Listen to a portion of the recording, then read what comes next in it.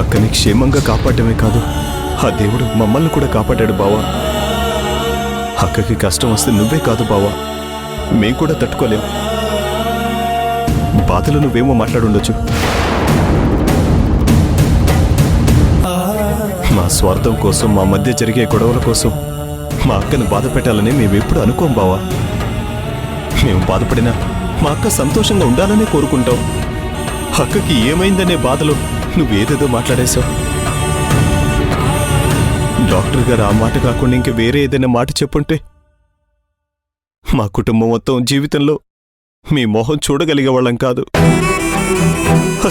అసలు మేమనే వాళ్ళేమో ఉండగలిగేవాళ్ళం కాదు.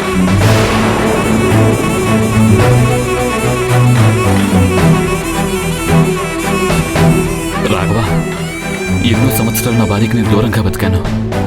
మళ్ళీ మీ పుణ్యమా అంటూ భార్యాభర్తలం కలిశాము. అది చాలదని ఆ దేవుడు మమ్మల్ని కరుణించాడు. తన గడుపులో మోస్తుంది కేవలం బిడ్డను మాత్రమే కాదు రాఘవ, నా ఇష్టాన్ని.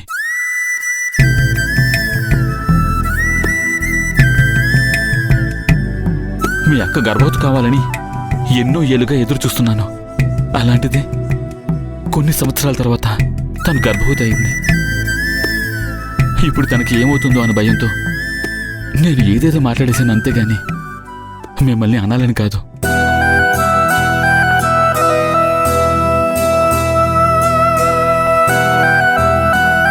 మీకు మీ అక్క అంటే ఎంత ప్రాణమో నాకు నా భార్య అంటే కూడా అంతే ప్రాణం. తన కడుపులో ఉన్న బిడ్డ అంటే అంతకు మించిన ప్రాణం. ఇంట్లో జరిగే గొడవల వల్ల నా బిడ్డకు ఏమవుతుందని భయపడ్డాను. డాక్టర్ గారు ఏమీ పర్లేదని చెప్పారుగా. నేను అన్న మాటలు పట్టించుకోవద్దు. మహాలక్ష్మి క్షేమంగా ఉంది, కడుపులో బిడ్డ క్షేమంగా ఉంది, అది చాలు నాకు.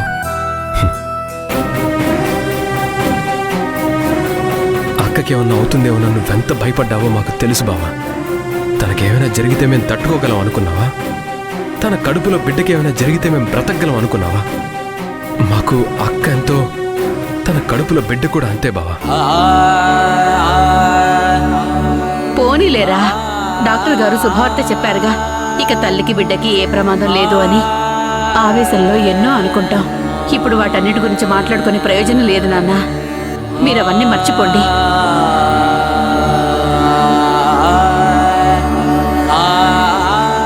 ముందు మహాలక్ష్మిని చూద్దాం, పదండ్రా, రండి.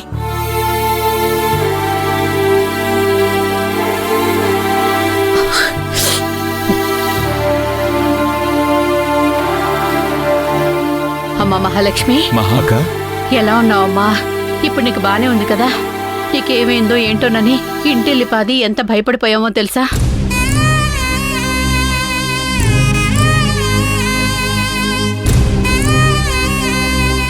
జీవితంలో ఎప్పుడూ దేనికి భయపడలేదమ్మా.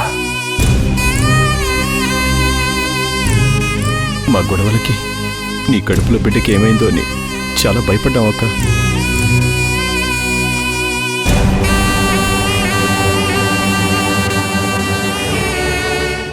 ఇప్పుడు మాట్లాడని బావ కూడా నా భార్యకి బిడ్డకి ఏమైనా అయితే ఏమైపోవాలని మాట్లాడాడు. అయిన బాధ లాంటిది. నిజంగా ఆ క్షణం ఏం సమాధానం చెప్పాలో కూడా మాకు అర్థం కాలేదు.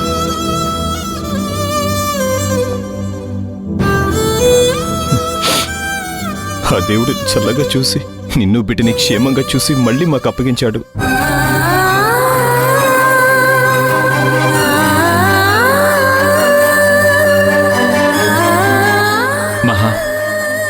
నేను ఇంటికి వచ్చిన తర్వాత ఎప్పుడు ఏది మాట్లాడలేదు.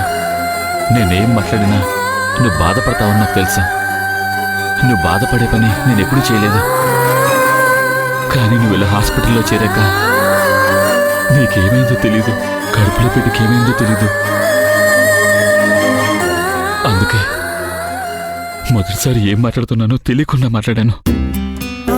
రాఘవ్ని, మాధవ్ని, ఇంట్లో వాళ్ళందరినీ బాధ పెట్టాను.